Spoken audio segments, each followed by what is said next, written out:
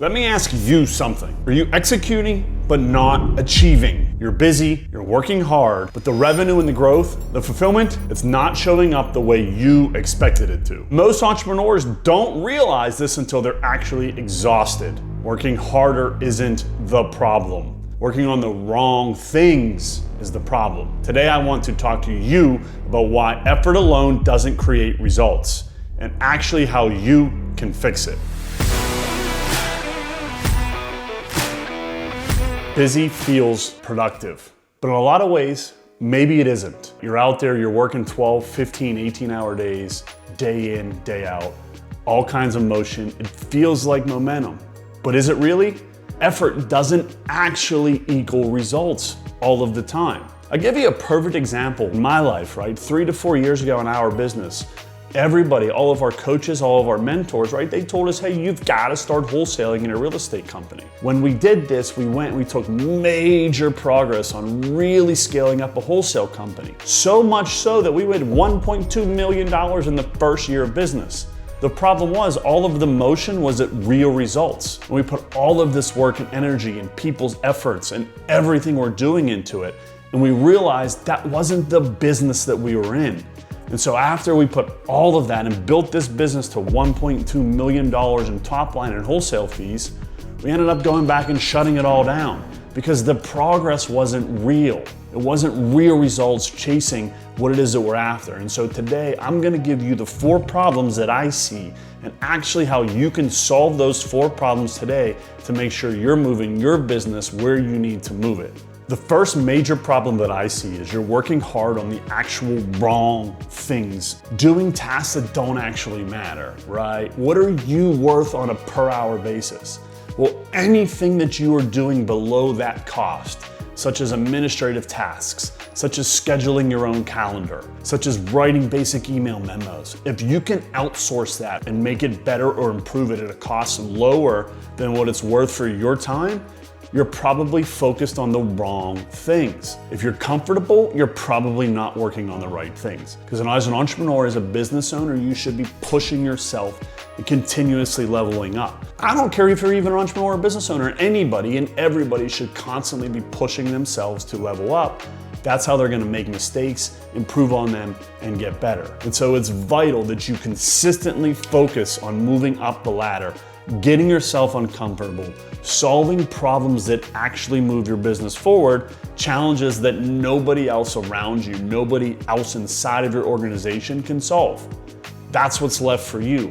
The hardest, most challenging problems that you need to solve, and that's where you need to be focusing your time. The second problem that I see, lack of clarity creates straight up exhaustion because you're working on all of these different things and you don't even know why you're working on them. And so I put this into a framework where I call it 3 things. 3 things you need to make sure you get clarity on. The first is the vision. Vision clarity. I'm not talking about the vision of the world, but it can be, right? Where are you going and why and when? You've got to get extremely clear on the vision as to where you're going and then work backwards from it to understand, look, 10-year, 5-year, 3-year, 1 year, 90 days, that's first. The second piece is execution clarity. How are we getting there? You have to really define the goals that you have in place and exactly what you must execute on in order to get to those visionary goals. We run on EOS in all of my organizations. It's based on the book called Traction. It helps you do this, but you've got to get extremely clear on what you're going to be executing on so that every time shiny objects keep flying at you, whether it's from a vision or an execution perspective, you push it away and create extreme clarity as to what it is that we're going to be doing and focusing on in a period of time. Setting incredibly clear, smart goals and then going to work every single day until you execute those goals to hit that bigger vision that you had already previously set and you know. And then the third thing that I always talk about when it comes to getting clarity is financial clarity. Scorecards, KPI dashboards, financial statements, and understanding that the back office is the most important thing you can work on. Why? Accounting is the language of business. Anything in business that actually is real, guess what? It involves a transaction. Lunch, dinner, buying software, right? IT support, human personnel, payroll, everything.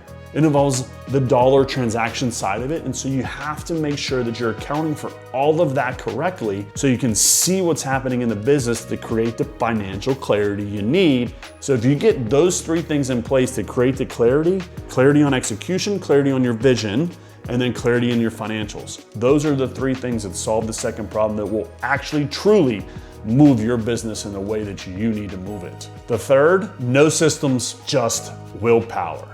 The more you're hustling, the less chance you have at survival without you. You've got to get rid of the hustler mentality. You've got to put in the right processes and the right systems to run your organization. So to go from marketing to sales to fulfillment to ops to handling the transaction and the accounting on the back end and creating a repeatable process that you can scale, whether you're creating MRR, which is recurring revenue from that customer, whether it's a new customer every time that your marketing is going and generating. If you don't put in systems and processes, right, in order to make sure that that can happen repeatable, you're gonna be hustling forever. We all know the real estate agent that's out there in the space that is incredible. They do 100 deals on their own. What happens when they go away for 2 months? Or what happens when they get sick and they can't hustle the way that they are? Don't let that be you. You've got to put in the process and the people and the components to systematize the way you do things so they become subconscious, right? You don't have to think about it anymore and you don't have to be hustling because motivation, I promise you, it will go away. It always fades in all of us. It's the roller coaster of motivation. Manpower is important, but it will not always get you there. So if you focus on systems and processes over always being the massive hustler in order to create the next deal, you're gonna be significantly better off to move the needle forward in your business. That fourth business problem, the big problem that I see really is not asking why. You should be challenging and questioning everything that you do in order to become more efficient and in order to become better at what it is that you're doing. Usually if we have cash problems, maybe we go to sales and try to sell more, but is that really the problem? Maybe it's collections. And maybe specifically in collections, it's not our customer that's the problem that's not paying us. It's how we're mandating our invoices, how we're billing them, and how we go about making sure that we get the money. Perfect example, right? It's not a money problem, it's a collections problem. And we could go on and on and on for days around certain things where we're not asking the right questions why and really digging into the root cause of the problem. My organizations, that's the first question I ask. We do what's called IDS, right? Identify, discuss, and solve all of our problems. And for me, where I spend most of my time is in the identify. What is the real problem that we're trying to solve? And there's all kinds of things that it could be, and we really gotta dive super deep into things in order to understand how to solve the problem and then systematically ensure that we never have to solve it again. That is your job as the business owner. Why are we doing this? Why do we have this problem? Why has this come back for the 9th time that we haven't been able to solve? Why does Johnny want to do things a certain way? Really diving into the issue, because what it's going to do is give you education. It's going to teach you how to really solve the problem. There you have it, the 4 problems. How do we solve those without inherently thinking through exactly what they are and the natural responses to those? Action, action, action. You've got to take it in these 4 areas, right? And so you've got to really take massive action asking why. Take massive action getting clear. Go immediately and set the vision that you have. Where is it that you're trying to be at a certain period of time? Set extremely clear goals that you're gonna execute on, and don't let anything else get in the way. If you don't have your financial picture, you don't understand your KPIs, get extremely clear on those now. Take action because it's gonna teach you. Go figure out how to get your KPIs. What is it costing you to acquire your customer today? Do you know it? Go get it because it's gonna teach you something and then you're gonna have to reflect and adjust from it. If you don't know what money you make every time you close a customer, right? The lifetime value of the client, of the customer, go get it. Take the action and you understand what the roadblock is and you're actively trying to solve the right problems. Those little adjustments, right? Those small little adjustments are gonna create massive impact in your business. You're no longer gonna wake up and work a 12 to 18 hour day and not even understand what you did.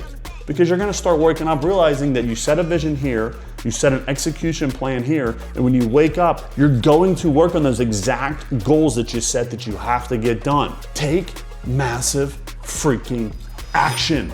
track it, test it, iterate on it, and understand if I make this change, what happens? That's what we're gonna do. We're gonna start really tracking. And so on the next episode, tune in. We're gonna really focus getting in on that financial clarity, how to build the right KPIs, how to get financially clear, and how to actually create scoreboards and KPIs that measure your success, right? To measure your improvements and measure what you're actually doing in your business that's gonna move the needle. If you're done working hard without seeing progress and you want execution that actually leads somewhere, subscribe and we'll see you in the next video.